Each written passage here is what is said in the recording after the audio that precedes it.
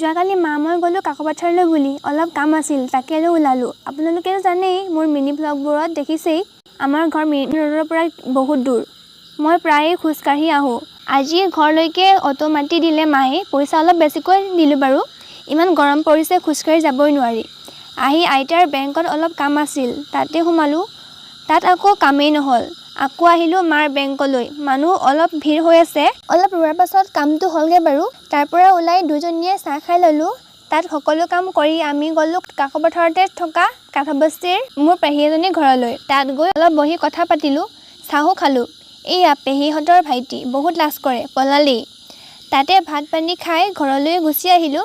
আৰু আজি আমাৰ ইয়াতে এটা সৰুকৈ ছোৱালীৰ ভোজ আছিল। আমি ৰুটিয়ে খাইছোঁ, মানে আমাৰ ইয়াত তুলনি বিয়াত মূৰত তেল দিয়া দিনা যিমান মৰ্টন জুৰে প্ৰত্যেকেই কিবা এটা দক্ষিণা দিয়ে। আৰু আমি সকলো লগ কৰি এদিন এনেকৈ সৰুকৈ ভোজ খাওঁ। আপোনালোক